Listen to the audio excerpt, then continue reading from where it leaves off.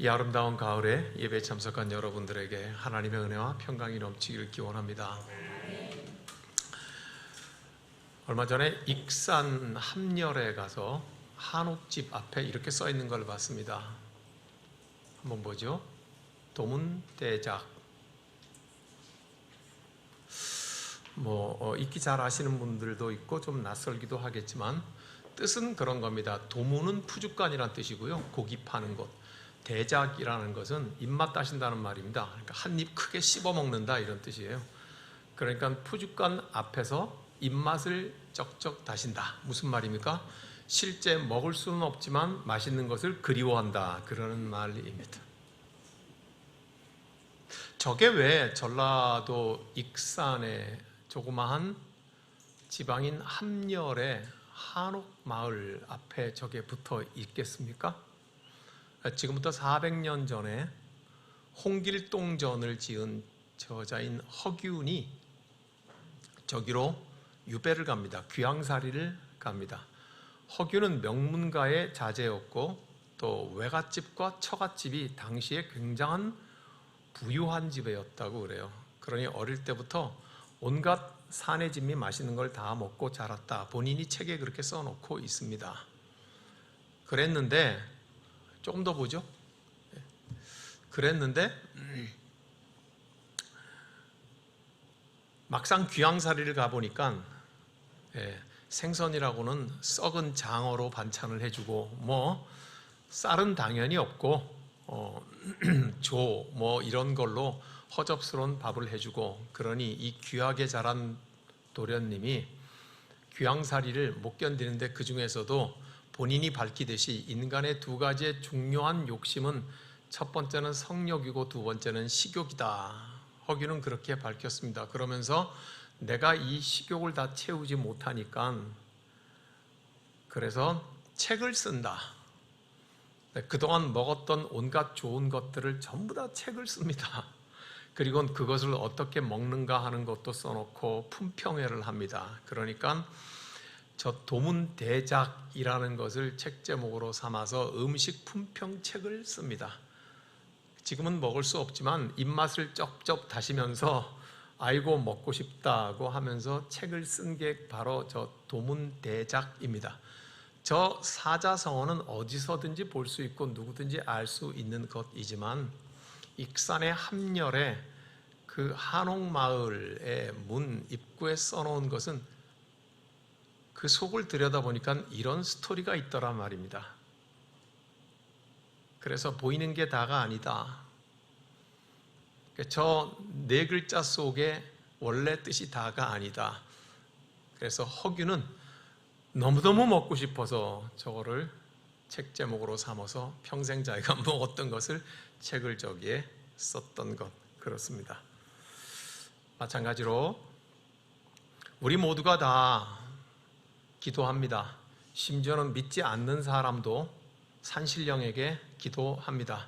모든 세상의 사람들은 다 어떤 방식으로든지 자기들의 소원을 아뢰입니다. 특별히 오늘 우리의 본문 솔로몬은 그토록 바라던 아버지 다윗이 성전을 지어놓고는 하나님을 향하여서 축제를 열고 7개의 주제를 따라서 기도를 합니다. 그래서 오늘 그 7개의 기도 중에 끝부분에 2개가 우리가 읽은 본문의 말씀입니다. 전쟁에 나가거든 우리의 기도를 들으시사 하나님 응답하십시오. 마지막 기도는 또 이것입니다. 우리가 잘못해서 적국의 포로로 잡혀가거든 우리의 잘못 깨닫고 하나님께 구하면은 기도에 응답해 주십시오 하는 7개의 기도를 합니다. 우리 모두가 다 하는 기도이기 때문에 그 기도에 공감은 하지만 그러나 이 7개의 다른 주제의 기도 속엔 모두가 똑같이 공통적으로 녹아있는 중요한 의미가 하나 들어있습니다.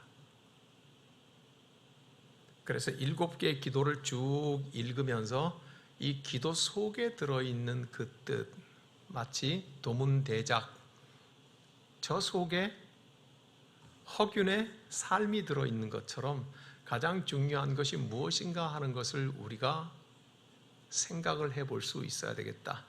도대체 솔로몬의 이 7개의 하나님의 성전을 지어놓고 한 기도 속에는 무엇이 들어있을까? 무엇을 녹여 풀어서 마치 보따리를 풀어내듯이 그렇도록 7개의 기도를 하고 있을까? 이 7개의 기도를 우리가 익히 잘 알고 솔로몬의 인생도 잘 알지만 이걸 잘 안다고 생각하고 읽으면은 기도구나 하는 것 이외에는 별로 건질 게 없을 것입니다. 뭐가 그 속에 녹아 있겠습니까? 그 속뜻 한 가지를 알기 위해서는 솔로몬이 왕이 되고 나서부터 어떤 말을 했으며 무엇을 원했으며 어떻게 행동했는가 하는 것 속에서 꾸준하게 계속해서 이 한 가지가 들어 있습니다. 그래서 그때서야 비로소 솔로몬이 이토록 간절하게 끝까지 추구했던 것은 이 7개의 기도 속에도 이것이 녹아 있는 것이구나 하는 것을 알 수가 있습니다. 그것은 무엇입니까? 하나님의 언약에 대한 간절함입니다. 하나님의 언약은 우리가 지난주에 이어 다시 한번 생각해 봅니다. 무엇입니까? 나는 너희의 하나님이 되고 너희는 나의 백성이 되리라. 하나님께서 당신 백성에게 그리 언약하시고 지금까지 지키시는 것입니다. 솔로몬은 그가 왕이 되어서 했던 말과 왕이 되어서 구했던 것이나 왕이 되어서 했던 행동이나 이 모든 것들 속에서는 오직 이 한 가지의 갈급함과 이것을 집중함이 그 속에 녹아 있는 것을 알게 될 때야 비로소 이 7개나 되는 많은 기도 속에 솔로몬이 하나님 그 언약을 지켜주십시오 하는 것에 풀어진 말들이 그 7개의 기도라고 하는 것을 우리는 알 수가 있습니다. 솔로몬이 20살의 왕이 되어서 첫 번째 했던 것이 무엇입니까? 우리가 잘 아는 일천번제입니다. 몇 주 전에 우리가 일천번제가 가지고 있는 뜻도 함께 나누고 생각해 보았습니다. 모두 다 기억하시죠?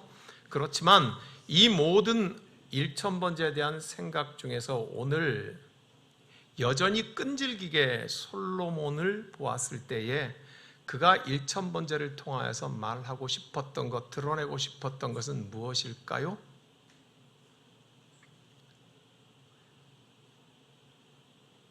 자기는 왕이 아니라는 겁니다.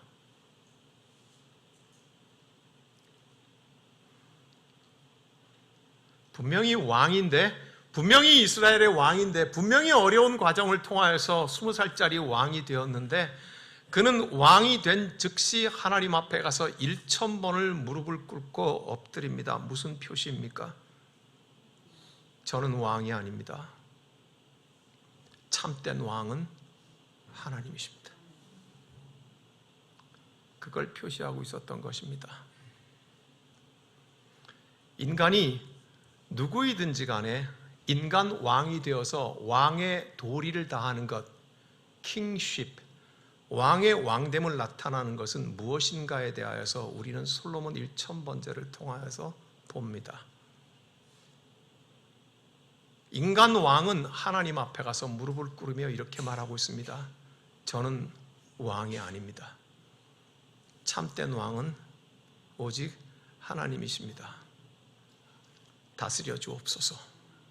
통치하십시오. 나와 백성들은 순종의 백성이 되겠습니다. 솔로몬의 1000번제의 뜻은 그것이었습니다. 공감이 되십니까? 이게 언약입니다. 나는 너희의 하나님이 되고 통치하고 너희는 나의 순종하는 백성이 되리라. 언약이죠. 솔로몬의 1000번제는 하나님의 언약이 무엇인지를 너무도 뚜렷하게 보여주고 있습니다. 우리 모두에게 깊이 생각하게 합니다. 사도 바울은 그렇게 말했습니다. 나는 아무것도 아닙니다. 만삭되지 못하여서 태어난 자 같습니다. 먼지와 티끌과 같습니다. 자기를 부인하는 것이죠. 그죠? 주께서 은총으로 나를 살리셨습니다. 그리스도인의 고백과 똑같은 고백입니다. 무엇입니까? 하나님만이 나를 다스리십니다. 나는 주의 생명을 얻어 순종하는 백성이옵니다. 솔로몬은 1000번제를 통하여서 이거를 표시했던 것입니다.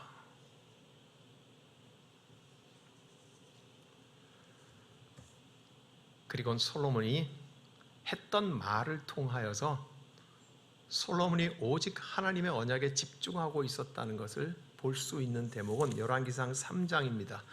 우리 본문에서 몇 장 앞으로 좀 가지요. 열왕기상 3장. 솔로몬이 1천 번제를 드리고 나서 하나님께서 밤에 나타나십니다.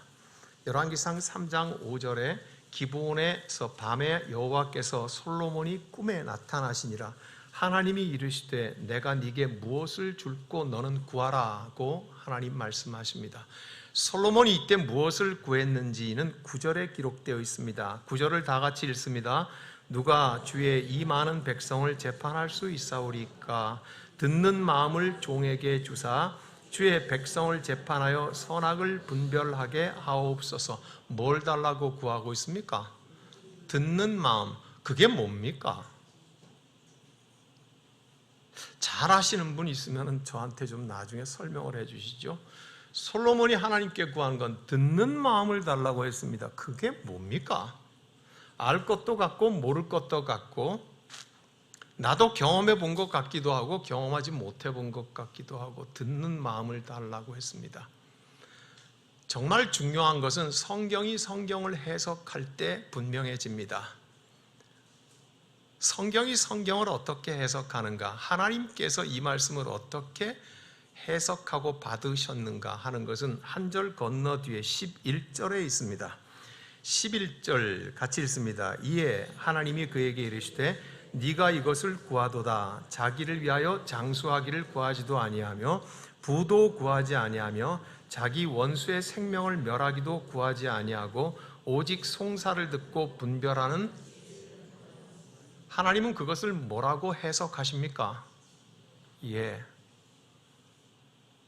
솔로몬은 하나님에게 듣는 마음을 달라고 구했습니다. 그랬더니 하나님께서는 그것을 뭐라고 해석하십니까? 지혜라고 해석을 하십니다. 지혜는 구약성경 잠언에서 보면 사람인 것처럼 의인법으로 앞부분에 잔뜩 기록하고 있습니다. 마치 지혜가 어머니인 것처럼 어머니에게 귀 기울이라고 말하고 아버지인 것처럼 아버지에게 교훈을 얻으라고 말하고 지혜를 사람인 것처럼 그렇게 표시하고 있습니다. 그러므로 잠언에서 표시하는 지혜는 어떤 존재를 말하는 것입니까? 하나님이죠. 그러니까 솔로몬은 듣는 마음을 달라고 구했고 하나님은 그것을 오냐 네가 지혜를 구했구나 하는 말은 곧 네가 나를 달라고 구하고 있구나. 이렇게 성경이 성경을 우리에게 분명하고 뚜렷하게 해 줍니다. 나머지는 덤이다 하고 하나님께서 주시죠. 오늘 이 솔로몬의 구하는 것과 하나님의 응답 사이에서 우리는 너무도 아름다운 언약의 상태를 봅니다. 하나님께서는 다스리시고 나는 하나님의 순종의 백성이 됩니다 하는 것이 만나는 사건이 지금 여기에 있습니다. 무엇을 줄까 하나님께서 물으셨고 솔로몬은 당신을 주십시오. 듣는 마음을 주십시오. 그리고 하나님께서는 네가 지혜를 구하였도다 하고 하나님의 마음에 합하였다고 그렇게 말을 하고 있습니다. 우리는 솔로몬이 1000번제를 드림으로써 비록 인간의 왕이지만 저는 진정한 왕이 아닙니다. 하나님께서 왕이셔서 나와 백성을 통치하십니다. 우리는 거기에 순종하는 백성이옵니다고 하는 솔로몬의 행위를 보았습니다. 솔로몬은 무엇을 구했습니까? 듣는 마음을 주옵소서 구함으로써 하나님의 지혜를 얻습니다. 그러므로 이토록 아름답도록 완벽한 어우러짐은 없습니다. 이게 언약입니다. 이게 하나님의 통치고 이게 그 통치에 응답하는 백성의 모습인 것입니다. 아직 끝나지 않습니다. 바로 이 사건이 있은 다음에 하나님은 솔로몬은 아이를 재판하죠. 기억하시죠? 아이 반 쪼개라고 하는 가짜 엄마와 진짜 엄마를 보잖아요. 저와 여러분 읽는 사람, 성경의 이 사건을 읽어보는 우리들의 눈에는 솔로몬이 크게 보입니다. 그리고는 아기를 가운데 두고 가짜 엄마와 진짜 엄마의 사건이 우리의 눈에 보이는 것의 전부입니다. 그렇지만 조금 전에 우리는 하나님의 다스리심과 지혜로, 그리고 솔로몬이 그것을 얻는 과정을 보았습니다. 바로 재판이 시작이 됩니다. 그러므로 우리의 눈에 보이는 것과는 다르게 무엇이 보입니까? 하나님의 지혜요. 하나님이 재판하시고 계시는 것입니다. 그게 보입니까? 보이셔야 합니다. 성경을 그렇게 읽으셔야 합니다. 그래야 우리의 가슴 속에 말로 할 수 없는 하늘의 은총과 영광이 무엇인지 체험이 되기 시작합니다. 똑똑하네, 지혜롭네, 끝내주네, 이게 성경을 읽는 목표는 아닙니다. 우리가 성경을 읽고 주님 앞에 엎드리는 이유는 단 하나입니다. 주님 나의 왕이십니다. 나는 당신에게 순종합니다. 이것이 우리가 성경을 읽고 신앙생활을 하는 일평생의 이유입니다. 그 어떤 존재도 나를 다스릴 수 없고 교회의 왕이 되실 수 없다는 것, 그것을 우리가 추구해 가는 것, 그것이 신앙생활입니다. 그러므로 솔로몬이 지혜롭게 재판을 하는 주인공 같으나 사실은 하나님의 지혜가 거기에 임하셔서 하나님의 사건을 일으키고 계셨던 것이지요. 믿습니까, 여러분? 가슴이 뜨거워집니까? 이렇게 눈이 좀 우리 다 같이 밝았으면 좋겠습니다. 그리고 솔로몬은 계속합니다. 그 뒤에 이어지는 열왕기상 4장에서부터 8장까지는 솔로몬의, 즉 이스라엘 나라에 대하여서 길게 기록을 하고 있습니다. 어떻게 조직을 했으며 누가 그 조직을 맡았으며 솔로몬 왕국의 부유함은 얼마였으며 그 숫자에 대하여서, 금은의 숫자에 대하여서 기록을 하고 있습니다. 그리고 태평성대를 누렸다고 그렇게 기록을 하는 것을 우리는 봅니다. 여호와 하나님께서 이스라엘 국가 공동체의 하나님 되심의 눈에 보이는 모습이었습니다. 하나님께서는 당신의 통치를 행하고 계셨고 백성들은 그 통치에 순종하는 상태를 보이신 것입니다.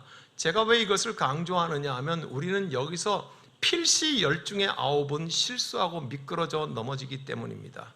왜냐하면 숫자로 말하고 크기로 말하고 높이로 말을 한, 무게로 말을 한 그 숫자 때문에 넘어진다는 것입니다.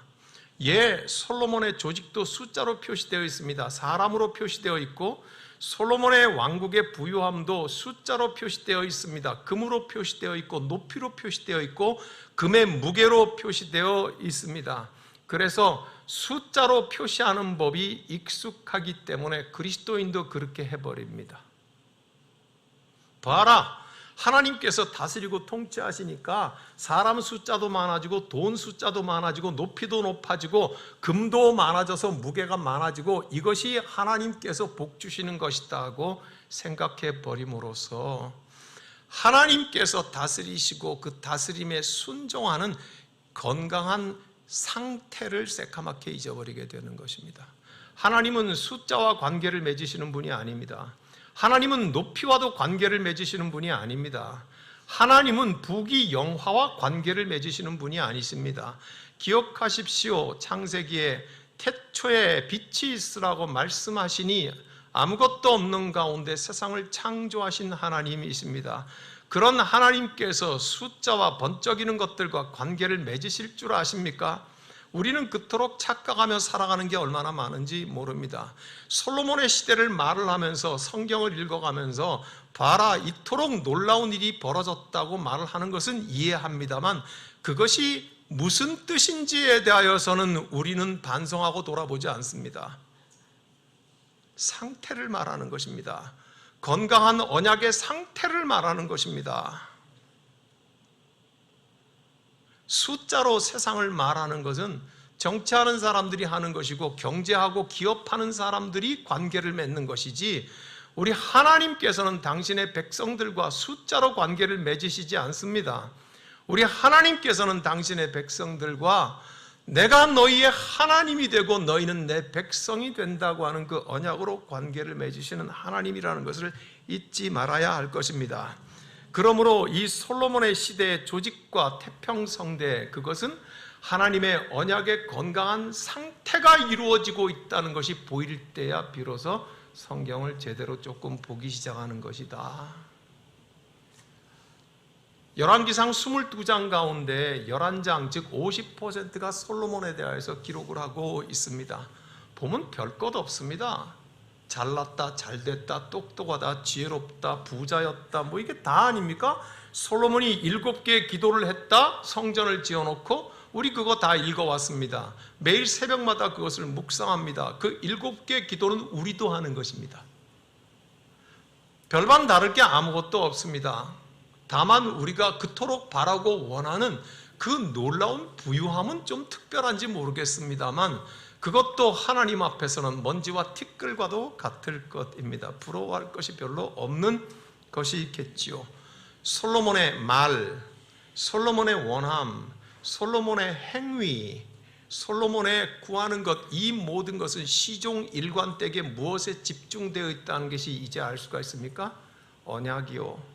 하나님이 우리의 하나님이 되시고 나는 그 하나님의 백성이 된다고 하는 일에 아버지 다윗이 했던 말을 반복하고 있지 않습니까? 하나님의 그 언약을 반드시 이루십시오. 그러므로 오늘 설교의 제목이 뭔가요? 기도 속에 보이는 것. 도문대작의 그 4글자 속에 허균의 스토리가 보이는 것처럼, 녹아 있는 것처럼 오늘 솔로몬의 이 7개의 기도를 줄지어서 읽으면 평이한 기도일 수밖에 없지요. 그렇지만 그 기도 속에 한 가지 중요한 것이 녹아 있습니다. 그것은 무엇입니까? 하나님의 언약이 올시다. 그러므로 오늘 우리 십자수 공동체 교회 발걸음에도 이 하나님의 언약이 녹아 있어야 할 것입니다. 우리의 기도 속에도 그것이 녹아 있어야 할 것입니다. 우리 십자수 공동체 교회가 나아가는 3가지의 뚜렷한 방향, 예배의 공동체, 사귐의 공동체, 선교의 공동체 속에서도 하나님의 언약 백성이며 하나님의 언약의 공동체가 발걸음을 내디디고 있다고 하는 것이 읽혀져야 할 것입니다. 느껴져야 할 것입니다. 오직 7개의 기도만 열거해놓고 늘어내놓고 솔로몬이 성전 앞에서 멋지게 기도했다는 것만 안다면 우리는 그 속에 들어있는 하나님의 다스리심과 그리고 그 하나님 앞에 순종코자 하는 간절한 솔로몬과 백성들의 몸부림을 놓쳐버리고 말 것입니다. 사랑하는 여러분, 그러므로 우리 십자수 공동체가 매 걸음을 걸어가는 그 속에서 하나님의 언약 백성임이 분명하기를 원합니다. 무엇이 녹아있으며 무엇이 보이며 무엇이 느껴지며 우리가 많은 기도를 하지만 너희는 이방인처럼 중언부언하지 말라고 하는 예수님의 말씀 속에서 너희는 너희의 기도 속에 하나님의 언약에 집중할 줄 아는 사람이 되고 그 하나님의 그 언약을 녹여서 풀어 말할 줄 아는 사람이 되고 너희의 삶으로 그것을 나타낼 줄 아는 사람이 되고 너희 공동체 전체가 그 위대한 발걸음을 가는 공동체가 되고 그럼으로써 그런 교회들이 모여서 이 시대가 하나님을 드러내는 시대가 되게 하라는 말씀인 줄로 받아들입니다. 기도하겠습니다. 사랑하는 주님, 솔로몬을 기도하게 하셔서 그 기도 속에 얼마나 간절하게 우리 하나님을 붙잡고 있는지를 보여주십니다. 주님, 우리 십자수 공동체교의 발걸음이 주님 붙잡게 하옵소서. 우리 주 예수 그리스도의 십자가와 부활의 권능 속에서 하나님이 우리를 통치하시고 하나님이 우리의 왕 되시는 것에 우리는 순종과 기뻐함으로 따라가는 백성이 되게 하여 주시옵소서. 1.1핵도 변함없으신 하나님의 진리 속에 우리도 변화해가는 그리스도인이 되게 하여 주시옵소서. 주님 예수 그리스도의 이름으로 기도하옵나이다. 아멘.